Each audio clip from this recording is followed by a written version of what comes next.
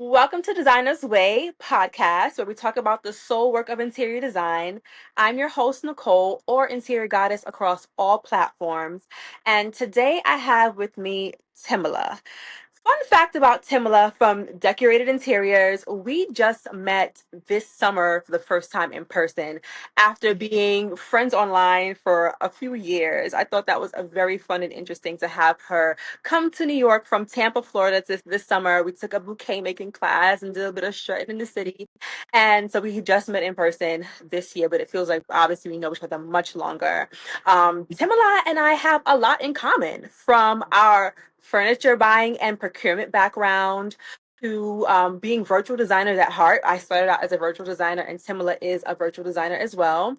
And most recently, our love for gathering other creatives in our respective areas. I know you have decorated IRL, and I just started Designers Way Play Day in the City. And so we have a lot in common. And I just love that she was willing to sit down with me and chat about design, her love of interiors, and how we got to decorated interiors. That's turning 5 this year. Just turned 5. Yep. Oh my goodness. So thank you again for meeting with me. Did I get the intro okay, or am I missing anything? Perfect. Spot on. Perfect. Ah. You are natural. Natural. Doing my best to get it all in one because I know it's a lot. It's robust, 5 years, but you have done a lot. And so we'll break all the things down. So, my first question on the pod is always, when did you fall in love with design? Walk me through the journey of when you first was like, I think I love interiors. Did you know it was interiors? When did you fall in love with design? Mhm. I I can't pinpoint one exact moment, but I will say my mama always made sure our homes were just done to a T. Yeah. And so I just remember from young, like you know the black aesthetic from the 90s with Yep, I can see it the with the glass black art. gold coffee Mhm. table and Oh, yeah. black. We had like a black sofa. We had border. Remember border? It wasn't Yep. wallpaper. It was just border around the walls. We had Yep. border. We had nice curtains. So it's like even with finite resources back then, our homes were always put Prestige. together. So unknowingly, as a child, I didn't connect that it was like interior design, but I've always been surrounded by decorated interiors. And Hmm. when it came to like what I wanted to pursue in college and in adulthood, like career wise, I knew that it needed to be something creative. I wasn't Okay. sure what, but I knew I needed to be creative and equally business. I feel like I'm Yeah. 50, like I need both parts to really thrive and sustain. And I kind of naturally segued into design and fell in love with design by way of furniture buying.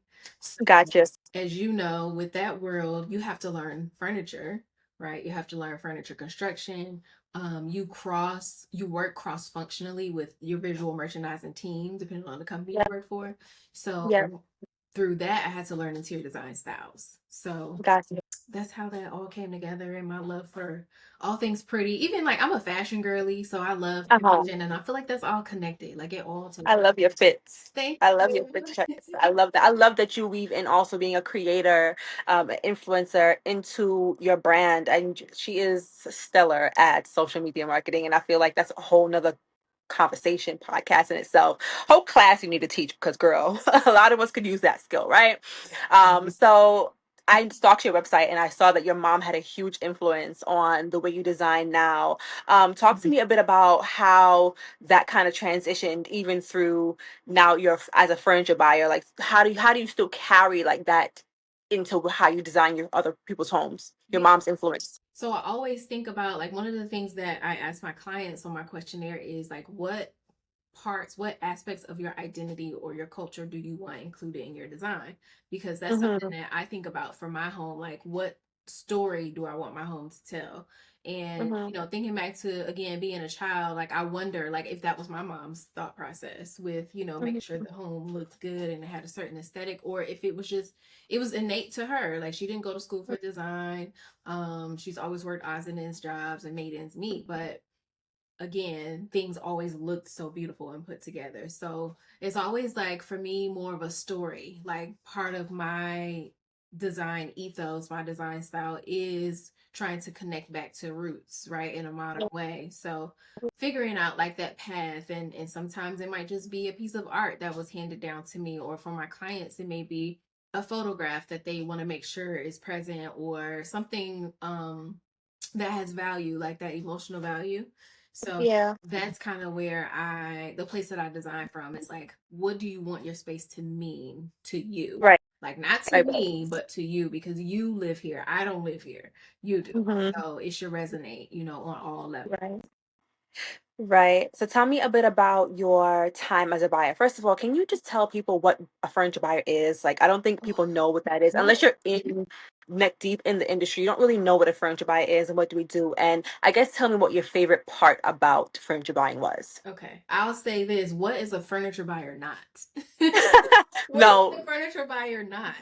no, Any really. any buyer, not just furniture, but across any Yeah. industry. So I always said like the merchandising department, the buying department was like the nucleus of the corporation, because we had to work cross functionally with advertising, marketing, accounting, um, of course, Legal, the legal, buying and merchandising, sourcing. logistics, Yep. um, Photography. photography. Yes, we had to Yep. touch every single department in a way that the other departments didn't, and everything started with us because we're the ones sourcing the furniture. So Experts. Yeah. yeah, the main job of a buyer is to create an assortment for that retail, if it's a retailer. So they're responsible for selecting the items that that store is going to sell.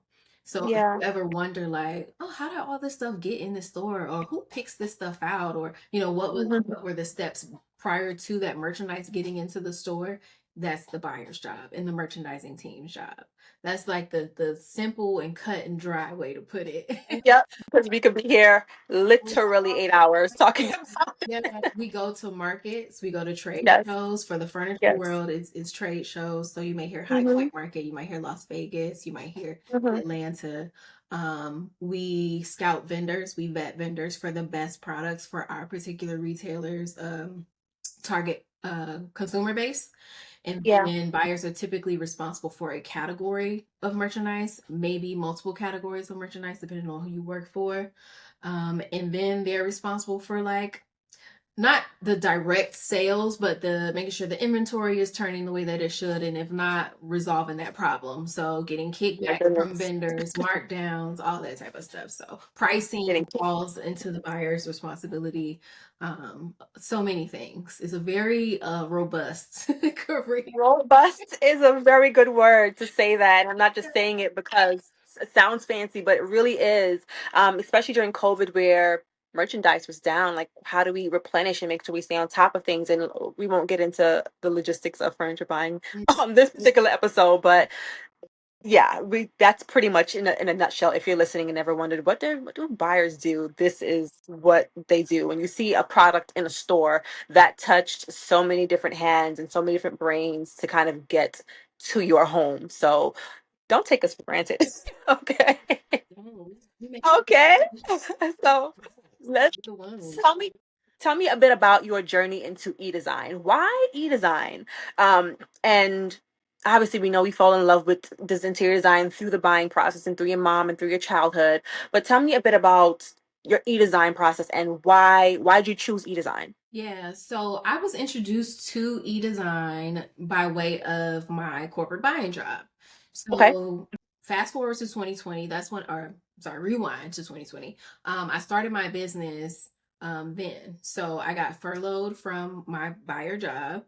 Mm-hmm. And prior to that, though, the company that I was at, they had an initiative around virtual interior design and adding it to the Okay. website. And our department had to work cross functionally with the internal interior design team there to Okay. kind of figure out the behind the scenes, like the inner workings of it. So in my mind, I'm like, what is virtual? Like, what is virtual interior design? How do you do that virtually? What is e-design? So that sent me on this like rabbit hole of what is e-design. And Hmm. that's when I got introduced to design files just in my research through Facebook. And Yeah. you start getting targeted ads. So I started Yeah. getting ads for all this stuff. So when I got furloughed as a result of the pandemic and, factories were closing down and people just didn't know what was going on, I had all this time on my hands. Hmm. I was trying to figure out, okay, what are some ways that I can make money, just have some extra income coming in while I don't have a paycheck and I don't know how long I'm going to be without a paycheck. I had a few friends reach out who were like, "Hey, I need a home office real quick. Like, I need you to Yeah. help me." They knew what I did. That was big. Yeah, they knew I knew furniture. They knew I knew where to, source things from. And Yeah. okay, cool. Like, I'll charge you $50, $75, $100. I'll put together a PowerPoint because that's what I was doing, Hmm. a PowerPoint Right. links on it, and you can shop. So that's how it started. Was Hmm. me helping friends and acquaintances create home offices because everybody needed them suddenly. Um, Gotcha. so in addition to that, I decided not to do full service because of the nature of the pandemic. Like, we had Okay. knowledge that supply chain was going to be affected for a long time. Yeah. The conversations that was had when we got furloughed was that factories were shutting down.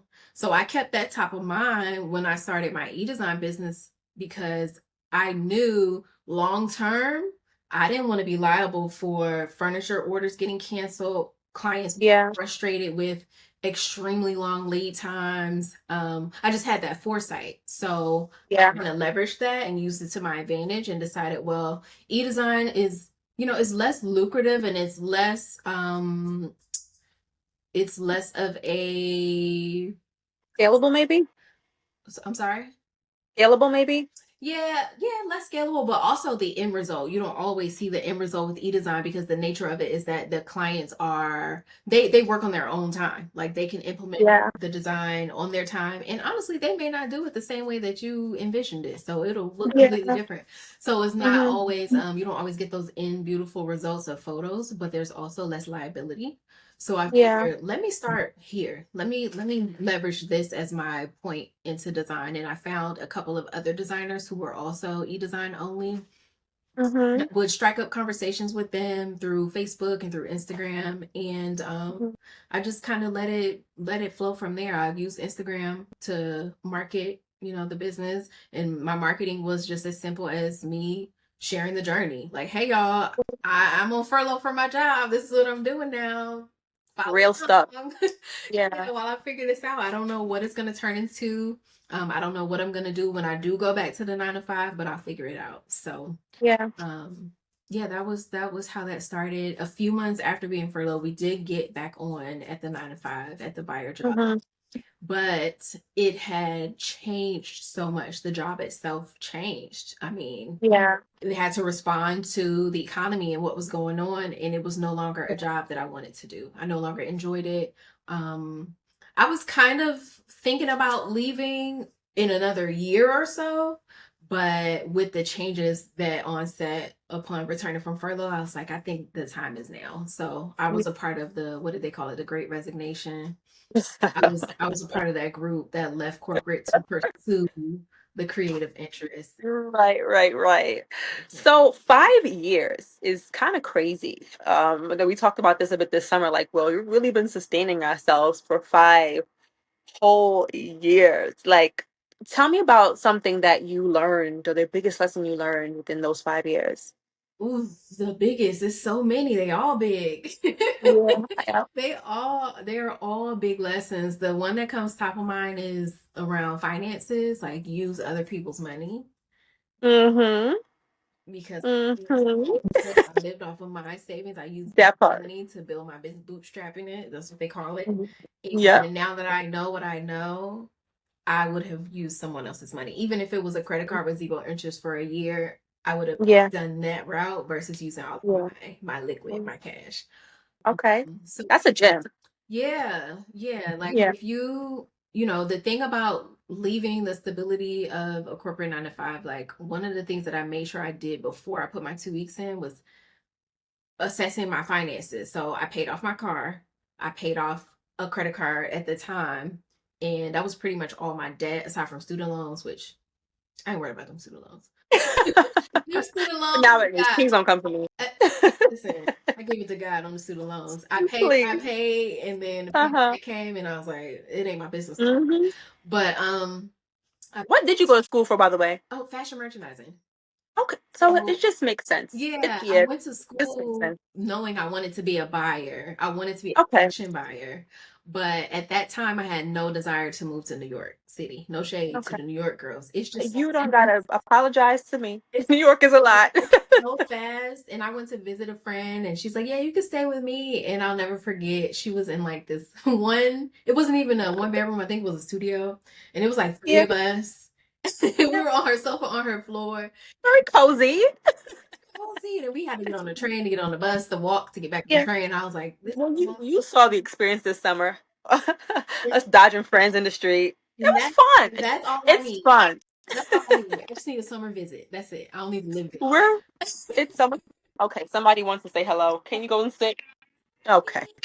there. Okay, go What's her and sit name? down. Is it Thank you so much. her? No, her name is Nova. No. Nova, Nova Sky. Okay, I don't want to. She's a bully. Go sit. Nova's Thank you. Sit. Thank you. Nova's like, it's my turn. Like, you don't get to have any other friends. Uh-huh. It's my turn. I forget Yeah. what So you asked me. yes, apologies, everyone. But yes, back to what we were saying about transitioning into from e-design to before I interrupted you about what you went to school. E-design after Froler when you just kind of like, yeah, that's it for me. So you were telling me, give me one more The lesson that you think you gym. learned in the 5 years. The gyms. Self-trust, like leaning into, you got to lean into, you have to trust yourself and lean into what makes you unique. Like, you know Yeah, how we do the work around your brand proposition, your unique brand proposition. That's yeah, one thing, but it's also you, like your yeah, unique position. What are the yeah, things that make you different from other people in your industry? Like on paper, we're both interior designers and we even have similar backgrounds, yeah, but what makes us unique is our upbringing, you know, ethnicity, your yeah, even your accent, the way you dress, the way yeah, your sense of humor, your yeah. personality, the way you style your hair, the way you do your makeup. Those are the things that make you unique. And if you are in this era of building a business online, right? You're the face of your Mhm. business, like people connect with people. So Yeah. you kind of do have to work through if you're a shy person or maybe you lack confidence, like you gotta work through that. Like you gotta do the work around that. But what makes I think about some of the creators that I follow, whether they're designers or not, what makes Hmm. me like drawn to their work is them, like and how Yeah. their approach to whatever it is that they do. So I would Yeah. say leaning into your unique position. Like And self-trust. First of all, I love the improv class that you did yesterday or the over the yeah. weekend. So that's also great too, is just finding other ways to express yourself. And yes, we're interior designers, but sometimes people want to see other things. They kind of want to see like who you are as a person. And you and I, any designer can design the same room, and I promise you it won't look the same. It will with the same resources even, it just won't look the same. Everyone's always so different. And so I think that's huge, just really understanding who you are, Yeah. your value, how you're different, and how you get to stand out on your own. So I think that's a beautiful, beautiful touch point. So let's talk about decorated interiors, and it's a big girl now. Is it a girl or boy? It's definitely Oh, okay.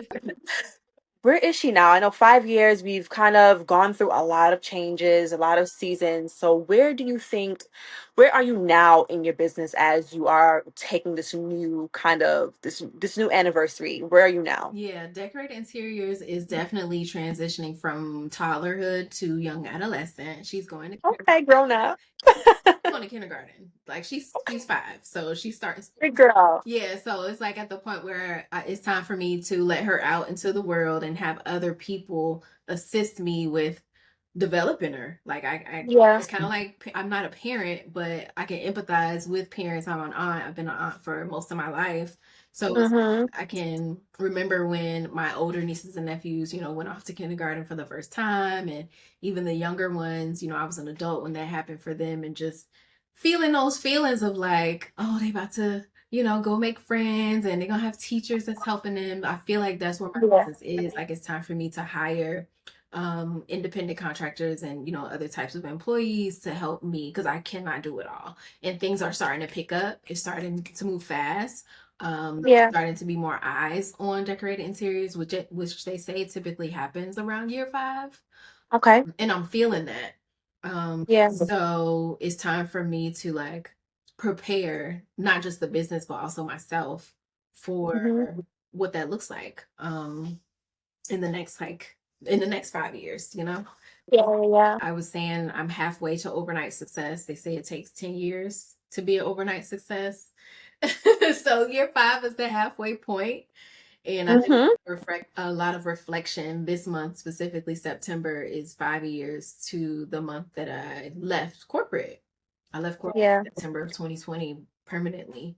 Well, I won't say Yeah. permanently because I'm not against, going back, but yeah, I took the biggest risk of my life this time Yeah. years ago. So decorated interiors is it's stepping out, it's growing up, it's becoming, I don't want to say an actual business, but it's shifting from hobby to legitimate like business, Yeah.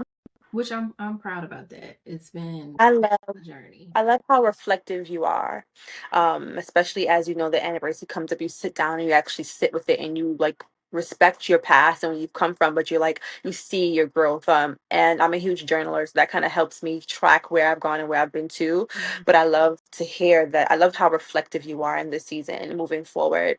So I guess my next question would be, how do you feel like your personal growth has affected how you show up in your business Yeah. as it's growing? Like, how do you think the things that you've gone through, whether this year recently or just in general, how do you feel like your personal growth is affecting how you show up in your business now and for the next 5 years? Yeah, that's a great question. And I'm gonna tie it back to journaling because I too journaled. I haven't been doing it much recently, but when I moved from Virginia to Florida in 2015, I moved for the job for the buyer job that I had. Mm-hmm. It was a huge move. It was a big girl move. I'm using big girl as Yeah. because that's like a big thing. But I Yeah. moved from Virginia to Florida by myself and I started journaling. That's when I started Mm-hmm. journaling because there was a lot for me to, it was just a lot. My family, my friends, everybody was at home. It was just me here. So, I didn't know anybody. I didn't have anything to do. I really had to be courageous with that Mm-hmm. move, and part of the growth from that is being reflective and retrospective and documenting how I felt in the moment. And one of the things that I did on this 5 year anniversary was I got all my stacks of journals. It's like 10 journals, and I went through each one. Some of them were work journals, so I just put those to the side. Some of them were personal, so I went through Mm-hmm. the personal ones, and I just laughed at some of this stuff because it's like, girl, like, especially around, You were caught up on that. like, we can talk about that later, but just, dating and friendships. And it's like, look at you. You are okay. You made it through the thing that you You were so survived. distraught by. Yeah. But Hmm. on the professional side, I would say one of the biggest takeaways has been like separating personal and professional in terms of feelings about work. So specifically with design work, if someone doesn't like your design, it's not personal. It's not a personal jab at you.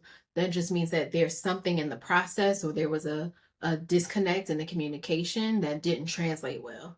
So Okay. not taking things like criticism from Yeah. your clients in regards to like a design or something like that, like separating the personal feelings from it. Like it's not Yeah. a jab at you. It's just maybe you didn't hear when they said they don't like pink, or maybe you didn't document it, maybe you didn't note it. So that type of thing, being able to compartmentalize the feelings when it Okay. comes to some of the professional aspects of work. That's huge. That's Yeah. amazing. I think that even that, again, back to how reflective you are, to think that you can take that from how many ever years ago, from you just moving to kind of now weave that into the growth of your business, realizing that you have to kind of like not be the one woman show anymore. You kind of have to step out and find people to take care of things for you. Going into even as a leader now, you may not you might not be liked all the time. They might not like you all the time, but as long as you're working towards an overall purpose, I think that's a great gem to kind of take into this new chapter of decorated interiors. So, what do you see for decorated interiors in the next 5 years? I know we talked a bit about public speaking and all that stuff, but what else do you think that you would like to do in the next 5 years with decorated interiors? Decorated interiors over the next 5 years is going to evolve into like a creative powerhouse, I think. Not Hmm. even I think, that's what I'm preparing for. And I've been Hmm. talking to a few friends about this that are also in design, and they're like, yeah, that's right up your alley. That's you already doing it. And Hmm. the person that I think about who's kind of charted this path and this territory already is Solange and her Saint Huron collective. Are you Okay. familiar? It's Yeah. like Solange is so many things. She is, of course, singer, dancer, writer, producer, but she's also a composer. She's a designer. Hmm. She's an archivist. She is all of these things within her Saint Huron umbrella. So Yeah. I had a light bulb go off recently and it's like, that's me. Like it's my umbrella is decorated in its interiors, it's IRL, it is gatherings, small Hmm. gatherings. It is teaching in some form, whether it's coaching or just education. It's also style, right? It's music. I have playlists that are separated out by different like moods. I'm into Hmm. fashion, as I mentioned earlier, and I try to weave that into my decorated interiors content. So I just see it being a creative thing, creative studio where I can not just showcase my skill set, but have other creatives, whatever Hmm. they're good at, whether it's on the back end side and it's, graphic designers, web design, brand designers, or if it's, other interior designers, stylists. In Hmm. fact, my sister is a fashion stylist. That's her side job. So Yeah. about like the connection there and all the different ways that I can grow this into a platform that kind of just connects the creative community. Yeah. That was one of my pillars of decorated interiors when I first started the business in 2020, and I was working with someone who was helping me with brand identity. Yeah. And you do that activity of who's your target customer or Hmm. client, but it's also work around what is your mission, like what is your brand ethos. And Yeah. one of mine was digitally connecting interior design and community. I So love that. I feel like it's a full circle moment now, with decorated interiors 2.0 being on the horizon and I love it. having that initial thought before I even had my first client of what I wanted it to be. It's like a full circle Hmm. moment of it, like, Love that. I love it. yeah, I love that. I see a collaboration with you and I down the road. Haven't figured it out yet, but I definitely see us doing something together. definitely. Right? We We're have just too to. similar to not do it. Like it just has to happen. Yes, we have to figure that out for sure. Yes, for sure. Okay, so one more question before we get into our rapid fire questions. When you're creating spaces, do you feel like you're channeling more of your buyer lens or your artist lens, or Ooh, maybe a mixture of both? I have never been asked that before. I love that question because it's Mhm. both. It is Okay. both because I cannot turn off finding the best source for the thing. Like Yeah. I'm looking at multiple websites, the same item. I'm like, okay, which one Yep. is the best? Hmm. As much as it's not about finding it the cheapest, sometimes I do keep that in mind though. Like if there's one website that's selling this exact product for $1,000, and then this one is for 700. I'm gonna look out for my client and get him the link to the $700 one because it's just like Okay. I just feel like that's my buyer mindset. Like if I'm sourcing from a vendor and one vendor's offering me this table for 500 cost, and then this other Hmm. vendor same table and they doing 800, I'm going with the 500. Like we Of course. Of course. Gotcha. but I think it's both. I think it's both. And I honestly lean into it. That's in part of my communications with potential clients. So my welcome packet, Okay. even on my website, like I state that, I am designing from the lens of a buyer. So I know where to go to source your items. I love it. And it kind of also for both of us, we are in a unique position where we can source for different design styles because part of our job as buyers is to source different looks. It Yeah. can be things Mhm. that we hate, but if it's a top seller, I got so many stories. My last job, the top seller in lamps was a deer antler lamp. Hideous, I mean, hideous. It had antlers coming out the top of the lamp. listen, It was listen. horrible, but People like what they like. And what I think I learned the most from being a buyer for this particular company was that your brand ethos matters, because once you set yourself up, you're going to attract a certain kind of client. And if that's all they like, no matter how much you try to stray away from it, this is what they're going to come back to, because it's who you are and who you build your business as. So as a matter of fact, I don't like this big bubble sofa anymore. I was a buyer for upholstery. Now you want to switch to more modern contemporary, your customer isn't going to take that very well. Or even if you try to change and grow, it takes a lot to do that. So yeah, girl, we all day about buying things we don't like. with the big bubble brown sofas, top sellers at both companies I worked for. I'm talking number one. I call them biscuit backs. Biscuit because they would be fluffy, and then they would have like the fridge compartment and the cup holders. I'm like, are y'all like, is this your bedroom or your sofa? Like, what's going on? Listen, over it. Lights. So over it. And I think that's why I had to make my way out, because I'm like, I just, you want to be inspired by the things you're looking at all day, right? Yeah. So let's get into our rapid fire questions. Okay. Okay. They're not hard. Don't be scared, I'm not. okay? I'm Oh, excited. y'all ready. I'm ready for this. I'm ready. What makes a home feel like home to you? What's that one thing that you can say makes a home feel like home to you? Um, photographs. Okay. Because it's not Photographs of like of you, or just like art? of like like of me, of Family. family. Having so one Okay. thing I'm working on right now is a photo album, just an old school photo album, printing things from my Okay. phone and putting them in albums because we don't do that anymore. And it's fun. It's nostalgic to just sit down and flip through a photo. Right. Yeah. Okay. That was cool. That was quick. I love that. Quick on my feet. Okay, next one. What is one word that you think describes your design style? Oh, it's a dash, it's a phrase. Can I Okay, I'll take it. it's casual luxe. Okay, I didn't hear that. Never heard that before. Mhm. Casual luxe. Yeah. I can see it though. Casual I can luxe. see that your style, even with the way you dress, like it's still casual, but when you look at it, I'm like, oh, that's cute. Yeah, it's a touch elevated, but it's not Yeah, like, it's approachable. It's within yeah, reach. Um, yeah. I love that. and I had actually one of my Instagram friends. She was like, "Your style is like casual luxe. I love it." And I've been saying that ever since. Like, yeah, casual Yeah, luxe. that's cute. I love that. Yeah. Okay, last one. What is a design splurge that you think is always worth it? Mattress. Did that count? Even though you can't see it, maybe I'll give you one that you can see. Um, That's important. Like, yeah, I have a whole post coming out about that in a few months, about like, when was the last time you changed your mattress? yeah. Okay. I mean, we're getting older, so your quality of sleep is important. And it's like, Yeah. if I'm working with a client and they need a mattress, I always encourage them, please go to the mattress store. Like buying mattresses online, I know people do it, it's a thing. That's cool, but I would encourage you to go to a store and actually lay Yep. on it because you're not gonna be Yep. blaming Yep. Yep. me if your neck and your back is cracking and you got an uncomfortable mattress. I definitely have a post coming about that at the end of the year, as I planned out my blog post, because listen, Yeah. you spend a quarter of your life on your mattress. So I love that. Even though it's not something you can visually see, that's always number one for Second to that, sure. I would say sofa, just because again, comfort.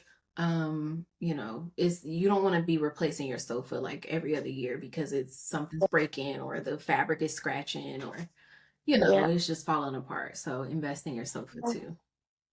sure. Yeah. Yeah. Thank you so, so much for this conversation. I feel like we can go on and on again, but I do want to let you go. Anything that I missed, anything else you want to talk about, you want to say that I didn't ask you? Um, Honestly, that was a good like 30 minutes of like just me dumping all the things that I felt like are top of mind in regards Mm-hmm. to my business. And I would just re-emphasize like the importance of like self-trust. Like I feel Yeah. like I found that spot for me a couple years ago and I just leaned into it and people will remember you. Um before they remember your business, especially us Yeah. really, really small business owners. Like they'll remember you and the things that you said and the things that you do and how you do things and how you share things. And they'll keep you top of mind for opportunities that may come about. So yeah. I love that.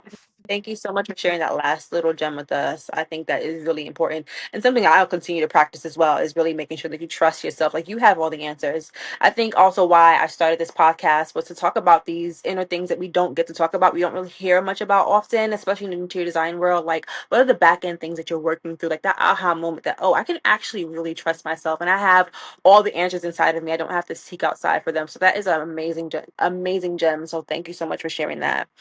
And that is a wrap. Thank you so much, guys, for listening. If you want to find Timala, tell them where they can find you. Yes, my Instagram is Decorated Interiors. I'm on Threads as well, which I'm liking Threads lately. Mm-hmm. I'm on TikTok. I don't post much over there, but my TikTok is Decorated by Timala.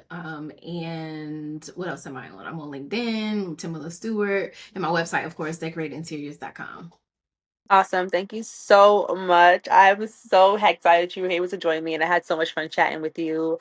Thank you guys for listening. Until next time, Designers Away, out. Thank you for having me. Bye, y'all. For